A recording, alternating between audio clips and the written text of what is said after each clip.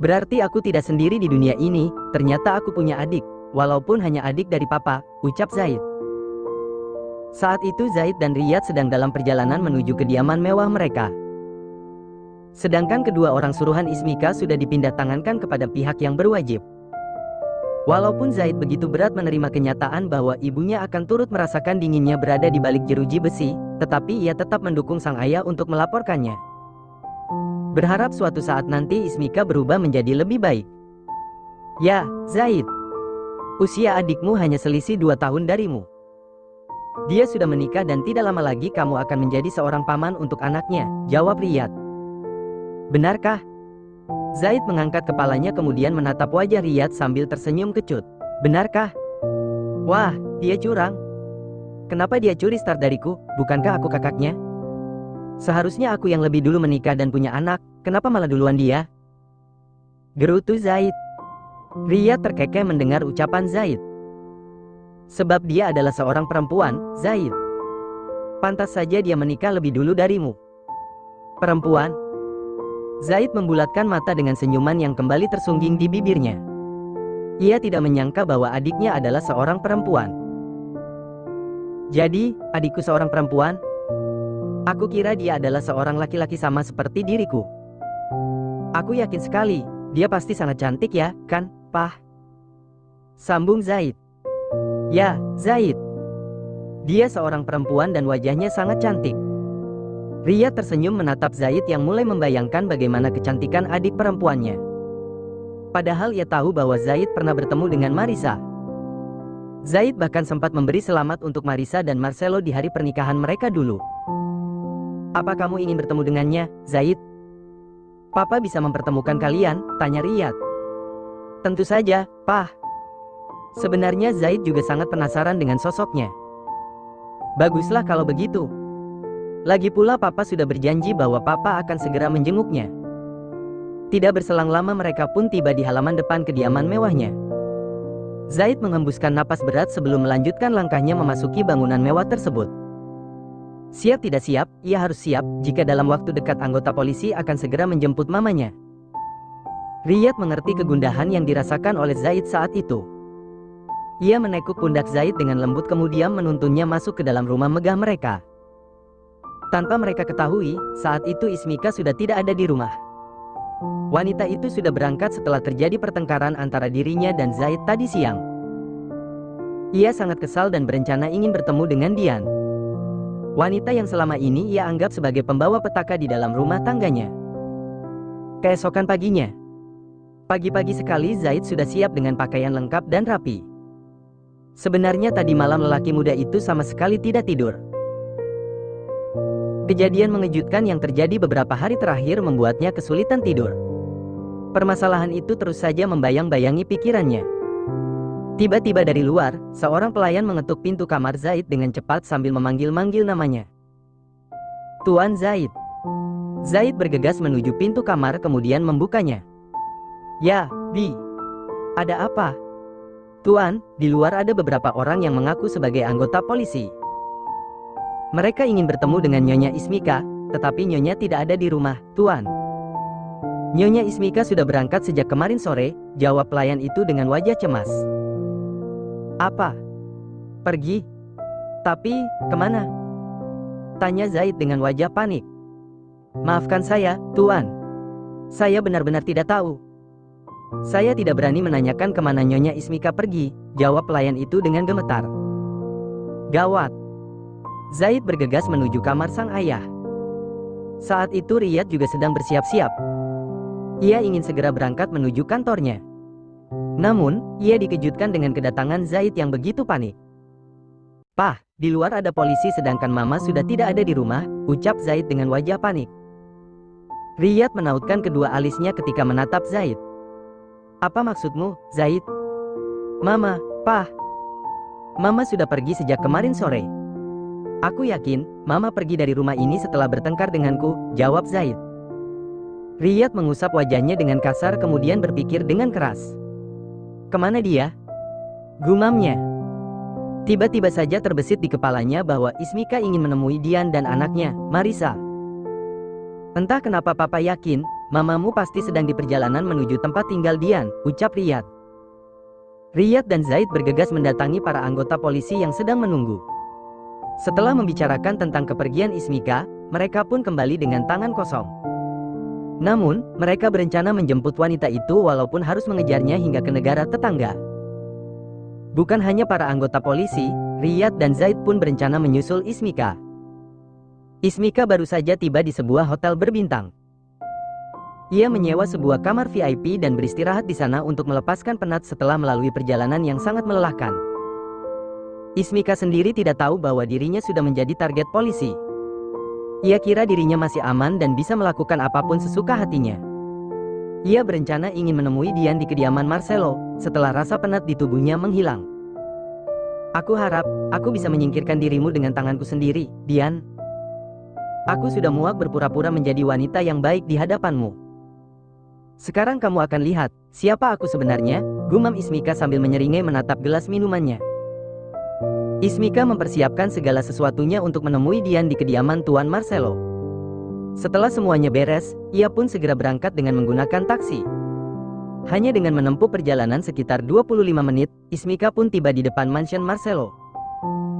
Wanita itu sempat menghela napas panjang sebelum ia berjalan menghampiri para bodyguard yang sedang berjaga di depan pintu gerbang. Bisa bertemu dengan Nyonya Dian Maharani? Katakan padanya bahwa aku ingin bicara padanya dan ini sangat penting, ucap Ismika dengan wajah yang nampak sangat tenang. Maaf, Anda siapa dan apakah Anda sudah membuat janji kepada Nyonya Dian? Tanya salah seorang bodyguard penuh selidik. Namaku Ismika Hanif Abraham. Aku memang tidak memiliki janji apapun padanya, tetapi ada hal yang begitu penting yang harus aku bicarakan dengan Nyonya Dian. Para bodyguard tidak begitu saja memberikan izin kepada Ismika untuk masuk ke dalam mansion. Salah satu bodyguard memerintahkan dirinya untuk menunggu sebentar. Sedangkan yang lainnya, bergegas memasuki mansion untuk memberitahu Dian tentang kedatangan Ismika. Saat itu Dian sedang membuatkan rujak buah untuk Bumil yang lagi ngidam rujak buah buatannya. Marisa merindukan rasa sambal kacang yang sering dibuat oleh Dian ketika mereka masih berkumpul bersama mendiang Melinda. Tepat di saat Dian selesai mengulek sambal kacang, seorang bodyguard yang tadi berjaga di depan datang dan menghampirinya. Nyonya Dian, maaf mengganggu. Di depan ada seorang wanita yang ingin bertemu Anda. Ia bilang ada sesuatu yang penting, yang ingin dia bicarakan kepada Anda, ucap bodyguard. Dian nampak berpikir sejenak kemudian bertanya kepada lelaki itu. Seorang wanita? Siapa namanya? Namanya Ismika Hanif Abraham. Dian membulatkan matanya setelah mendengar nama wanita itu. Ia tidak menyangka bahwa Ismika nekat menemuinya bahkan sampai di tempat ini. Kamu kembalilah ke sana. Katakan padanya untuk menunggu sebentar, tetapi jangan biarkan dia masuk.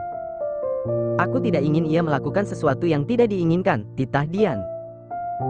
Baik, Nyonya.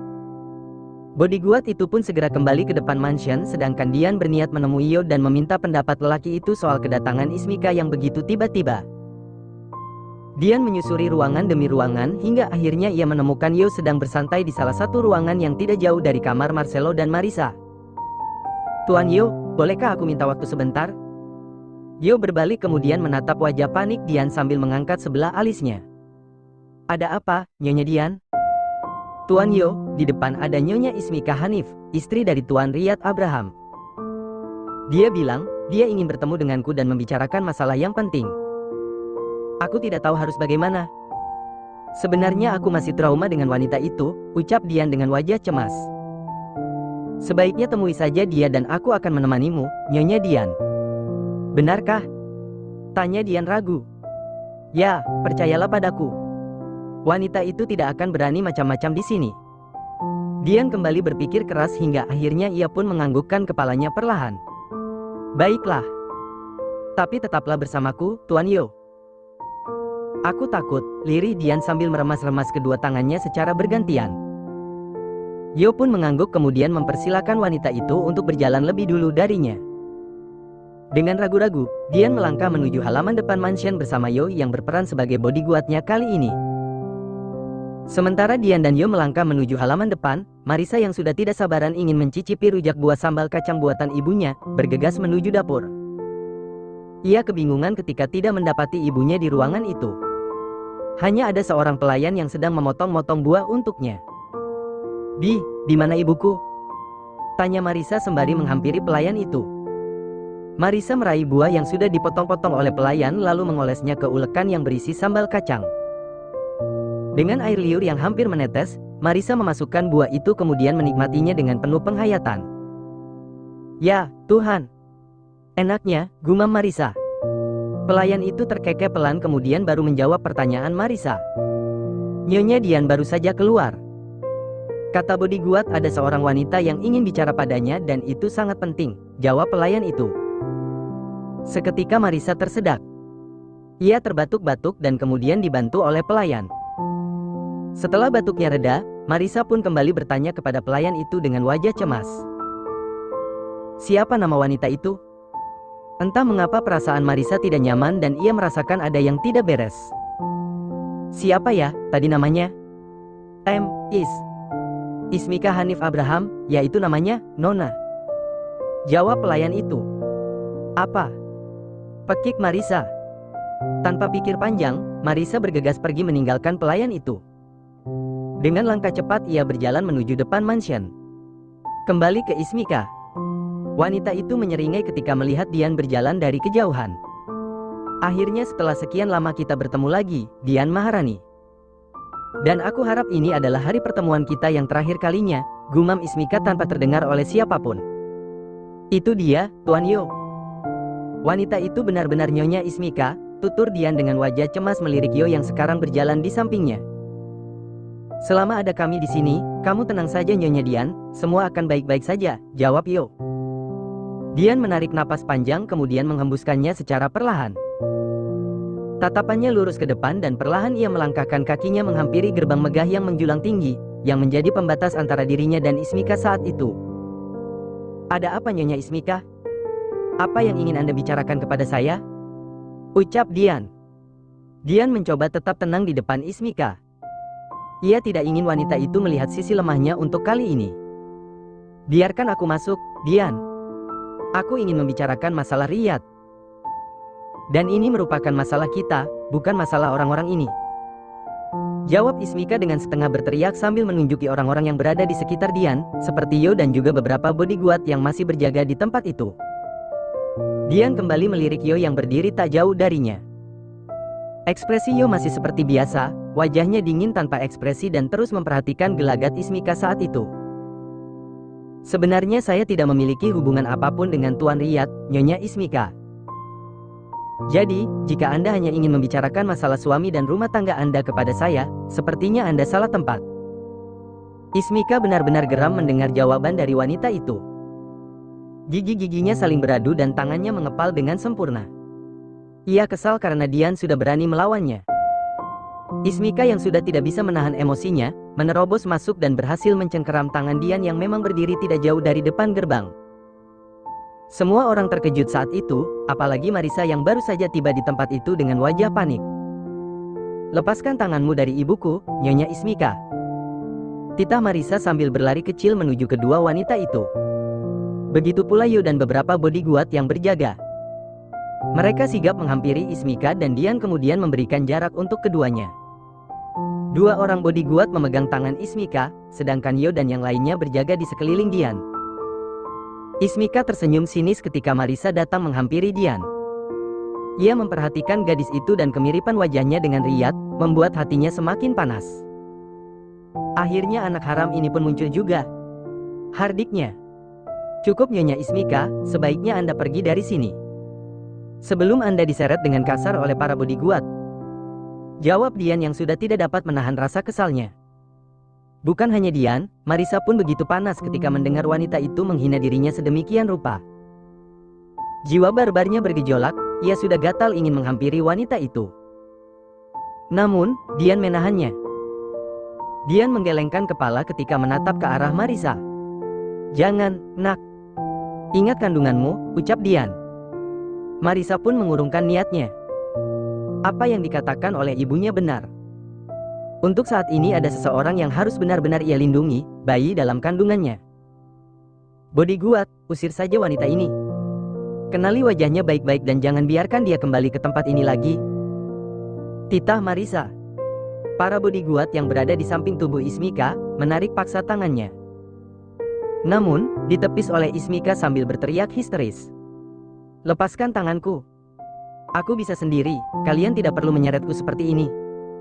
Hardiknya. Bodyguard pun melepaskan tangan Ismika dan membiarkan wanita itu melenggang menuju gerbang, tetapi siapa sangka. Dengan begitu cepat, Ismika meraih sebuah pistol dari dalam tas jinjing mahalnya. Yang memang ia persiapkan sebelum menuju ke tempat ini. Dian berbalik dan mengarahkan pistol tersebut tepat ke arah Dian.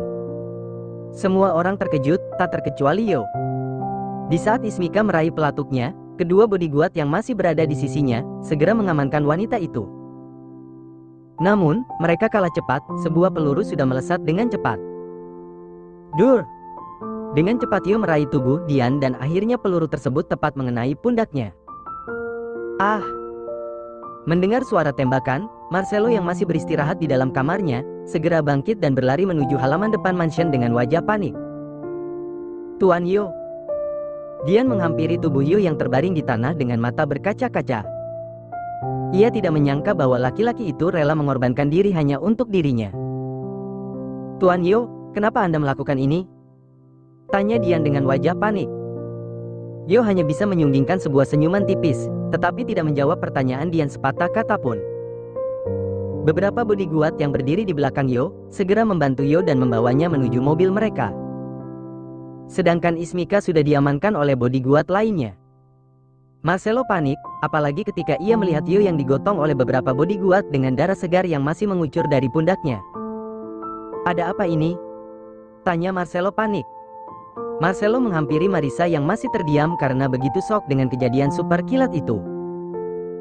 Marcelo memperhatikan tubuh Marisa dan segera meraihnya setelah sadar bahwa istri kesayangannya baik-baik saja. Tenanglah, Cha. Semuanya baik-baik saja. Ya, Tuhan. Aku tidak menyangka bahwa wanita itu benar-benar jahat, ucap Marisa sambil memeluk tubuh Marcelo. Sudahlah, semuanya sudah berakhir. Marcelo mengusap rambut Marisa kemudian melabuhkan kecupan hangat di puncak kepalanya. Bodyguard, segera hubungi Tuan Riyad, katakan bahwa istrinya sedang kita amankan. Jika ia tidak bisa bertindak, maka kita yang akan bertindak tegas kepada wanita itu. Titah Marcelo dengan wajah geram. Baik, Tuan. Para bodyguard bergegas membawa Yo ke rumah sakit agar secepatnya lelaki itu segera mendapatkan pertolongan. Saat di perjalanan, Yo banyak kehilangan darah dan lelaki dingin itu mulai kehilangan kesadarannya. Sementara itu di dalam mansion, Dian, Marisa dan Marcelo sedang duduk di sofa ruang utama. Marisa mencoba menenangkan Dian yang sangat mencemaskan keadaan asisten Yo yang terluka akibat menyelamatkan dirinya. Bagaimana keadaan Tuan Yo? Aku sangat mengkhawatirkannya, tutur Dian dengan wajah cemas. Kita berdoa saja, Bu.